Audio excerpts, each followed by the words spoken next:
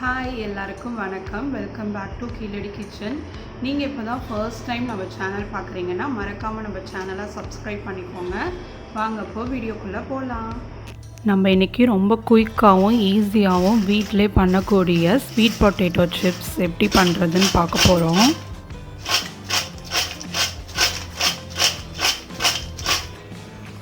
First நான் வந்து 2 sweet potato எடுத்திருக்கேன். சக்கரவள்ளி கிழங்கு 2 எடுத்திருக்கேன். இது நம்ம யூஸ் பண்ணாத ஸ்க்ரப்பர் வச்சு இது மேலே தோலெல்லாம் க்ளீன் பண்ணி வாஷ் பண்ணி இப்போ நம்ம எடுத்துகிட்டு வந்துடலாம். இப்போ நான் வாஷ் பண்ணி எடுத்துகிட்டு வந்தாச்சு.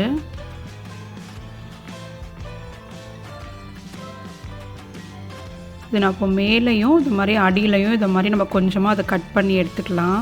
பிளாக்காக இருக்கும்ல அந்த ஏரியாவை.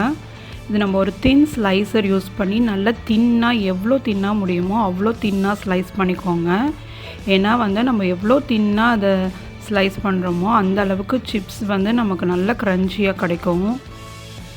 அந்த அளவுக்கு தின்னாக ஸ்லைஸ் பண்ணிக்கோங்க. இப்போ நான் வந்து எல்லா ஸ்வீட் பொட்டேட்டோஸும் இப்போ நான் ஸ்லைஸ் பண்ணிகிட்ருக்கேன்.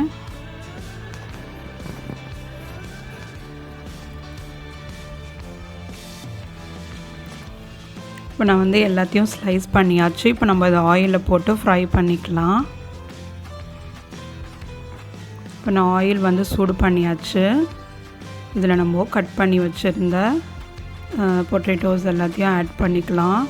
ஆயில் வந்து ரொம்ப சூடு வந்து ரொம்ப கம்மியாக இருக்கணும். நம்ம ஃப்ளேமும் ஃப்ரை பண்ணும் போது பார்த்திங்கன்னா ரொம்ப லோ ஃப்ளேமில் இருக்கணும். ஆயிலும் ஹீட் வந்து ரொம்ப கம்மியாக இருக்கணும். அப்போ தான் நமக்கு சிப்ஸ் வந்து ரொம்ப க்ரன்ச்சியாக கிடைக்கும். இதை வந்து நமக்கு குக் ஆகிறதுக்கு ஒரு பேட்ச் குக் ஆகிறதுக்கு நம்மளுக்கு 5 to 6 minutes ஆகும். இதை நல்லா இதை மாதிரி 5 minutes நல்லா இதை மாதிரி திருப்பி விட்டு நல்லா குக் பண்ணிக்கோங்க.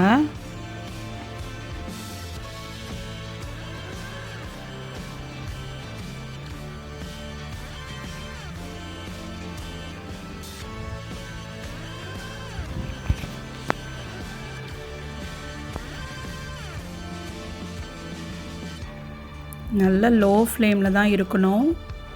ஆயிலும் ரொம்ப ஹீட்டாக இருக்கக்கூடாது. நல்லா இதை மாதிரி திருப்பி விட்டு நல்லா குக் பண்ணிக்கோங்க.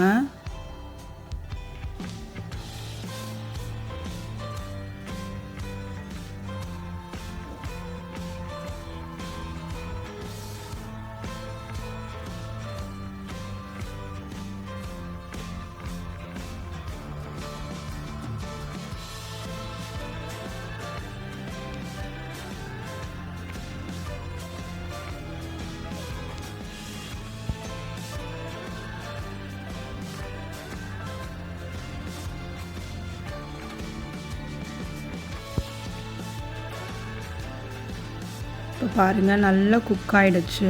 இப்போ நம்ம எல்லாத்தையும் இப்போ எடுத்து வச்சுக்கலாம் ஒரு பவுலில்.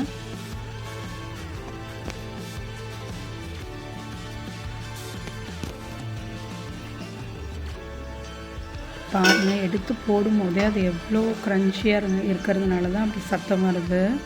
எவ்வளோ சூப்பராக கிறிஸ்பியாக ஃப்ரை ஆகிருக்கு பாருங்கள். நம்ம எல்லாத்தையும் எடுத்து வச்சுக்கலாம்.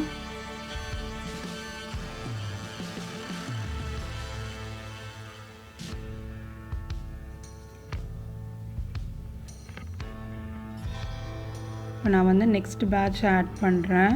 இதையும் அதே மாதிரியே ஒரு 4 to 5 minutes நல்லா குக் பண்ணி கிறிஸ்பி ஆனதுக்கப்புறம் எடுத்துக்கலாம்.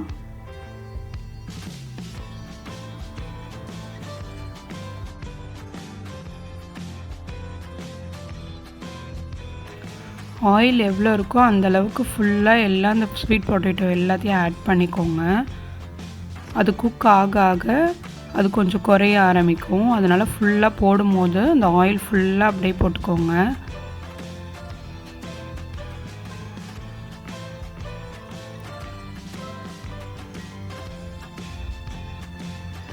நான் அதையும் ஃப்ரை பண்ணி எடுத்தாச்சு. இப்போ பாருங்கள் எவ்வளோ கிறிஸ்பியாக வந்திருக்குன்னு சொல்லிட்டு அதையும் நம்ம இப்போ எடுத்து வச்சுக்கலாம். நீங்கள் இது இப்படியே சாப்பிட்டாலே ரொம்ப நல்லாயிருக்கும். அதோட நேச்சுரலான ஸ்வீட்னஸ் வந்து அப்படியே சாப்பிட்டாலே நல்லாயிருக்கும். நான் அது கூட இன்னும் கொஞ்சம் எக்ஸ்ட்ரா டேஸ்ட்டாக இருக்கணுங்கிறதுக்காக நான் கொஞ்சமாக வந்து சால்ட்டும் ரெட் சில்லி பவுடரும் ஆட் பண்ணுறேன். கொஞ்சமாக சால்ட்டு, ஒரு 1/2 டீஸ்பூன் ரெட் சில்லி பவுடர் போட்டுக்கோங்க.